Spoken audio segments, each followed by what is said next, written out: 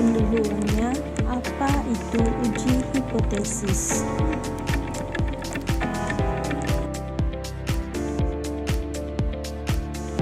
Uji hipotesis adalah suatu metode dalam statistik inferensial yang digunakan untuk menguji kebenaran suatu dugaan atau asumsi yang disebut dengan hipotesis mengenai parameter populasi berdasarkan data yang diperoleh dari sampel. Uji hipotesis bertujuan untuk memberikan landasan ilmiah dalam pengambilan keputusan apakah suatu pernyataan tentang populasi dapat diterima atau ditolak berdasarkan bukti empiris dan sampel.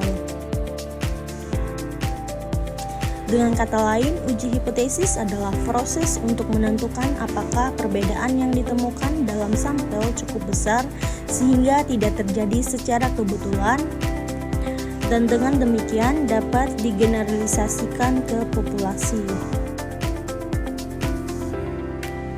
Komponen utama dalam uji hipotesis yang pertama, hipotesis nol (HO) merupakan pernyataan awal atau asumsi dasar yang menyatakan bahwa tidak ada perbedaan atau tidak ada pengaruh.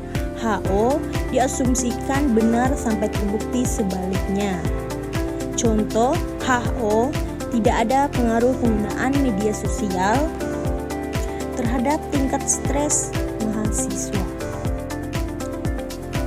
2. Hipotesis alternatif atau biasa disebut H1 atau HA merupakan pernyataan tandingan H dari HO yang menyatakan bahwa ada perbedaan atau ada pengaruh. Contohnya, H1 ada pengaruh penggunaan media sosial terhadap tingkat stres mahasiswa. Tingkat signifikansi merupakan probabilitas risiko yang ditoleransi untuk menolak HO yang sebenarnya benar. Tipe kesalahan 1 biasanya ditetapkan sebesar 0,05 atau biasa disebut 5% atau 0,01 atau disebut 1%. 4. Statistik uji merupakan nilai hasil perhitungan berdasarkan data sampel yang digunakan untuk menentukan apakah HO harus ditolak atau tidak. Jenis statistik uji tergantung pada jenis data dan hipotesisnya, misalnya uji T, uji Z, uji Chi-square, atau uji ANOVA.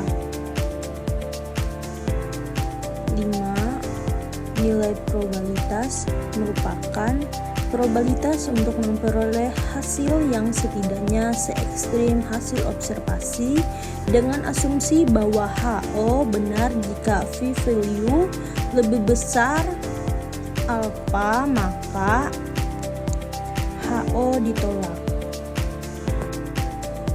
6. Keputusan berdasarkan perbandingan antar p-value dan alfa. Jika p-value lebih besar daripada alfa, tolak HO. Ada cukup bukti untuk menerima H1. Jika p-value lebih kecil alfa, gagal menolak HO. Tidak ada cukup bukti untuk menerima H1.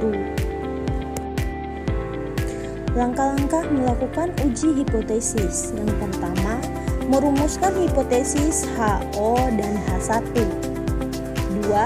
Menentukan tingkat signifikansi (alfa). Yang ketiga, mengumpulkan data dari sampel. Dan yang keempat, memilih jenis uji statistik yang sesuai. Yang kelima, menghitung nilai statistik uji. Yang keenam, menentukan nilai p-value. Yang ketujuh, membuat keputusan apakah menolak atau gagal menolak HO. Yang ke-8, menyimpulkan hasil dalam konteks masalah penelitian. Selanjutnya, jenis-jenis uji hipotesis. Yang pertama ada uji T untuk membandingkan rata-rata dua kelompok. Cocok digunakan saat ukuran sampel kecil dan varians populasi tidak diketahui. Yang kedua, uji Z untuk membandingkan rata-rata ketika ukuran sampel besar dan varians diketahui. Yang ketiga, uji chi-square X pangkat 2 untuk data kategorikal, misalnya uji kesesuaian atau uji independensi antar variabel. Dan yang keempat adalah uji ANOVA untuk membandingkan rata-rata lebih dari dua kelompok. Tujuan uji hipotesis yang pertama untuk menguji dugaan atau asumsi statistik berdasarkan data empiris. Yang kedua, untuk menentukan keberadaan ilmiah dari suatu klaim tentang populasi. Yang ketiga, untuk menghindari kesalahan subjektif dalam pengambilan keputusan. Dan yang keempat, untuk memberikan landasan statistik bagi generalisasi hasil penelitian. Contoh kasus yang saya ambil adalah seorang dosen ingin mengetahui apakah rata-rata nilai ujian akhir mata kuliah statistik mahasiswa kelas A berbeda dari nilai standar kelulusan yaitu 75. Mengambil sampel acak 10 mahasiswa dari kelas tersebut dan memperoleh nilai sebagai berikut. Data sampel nilai ada 72, 78, 70, 74, 77, 79, 73, 76, 71, dan 75. Dan untuk ukuran sampelnya N sama dengan 10. Dan langkah kedua, hitung rata-rata sampel. Dihitung nilai data 745 per nilai ujian 10 sama dengan 74,5. Dan langkah ketiga, nilai yang diuji new 0 sama dengan 75, artinya kita ingin tahu apakah 74,5 ini secara statistik berbeda dari 75. Langkah keempat, kita menghitung statistik uji secara manual. Diketahui sampel tersebut tadi 72, 78, 70, 74, 77, 79, 73, 76, 71, 75. Dan untuk ukuran sampelnya N sama dengan 10. Dan untuk nilai sampel tersebut bisa kita tambahkan satu persatu dan menjadi hasil 745 per 10 sama dengan 74,5. Nilai yang diuji NO sama dengan 75. Untuk semua nilai data dan nilai mean tersebut dapat kita jumlahkan menjadi 82,5. Maka simpangan baku variansi nilai siswa terhadap rata-rata sebesar 3,03. Langkah 5, hitung nilai T.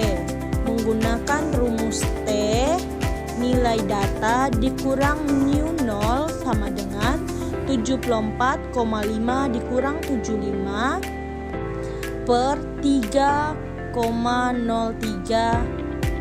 sama dengan nilai data 10. Negatif 0,5 per 0,958 sama dengan negatif 0,52. Terhitung menjadi negatif 0,52. Artinya selisih antara rata-rata sampel dengan nilai yang diuji 75 sangat kecil dan belum tentu signifikan.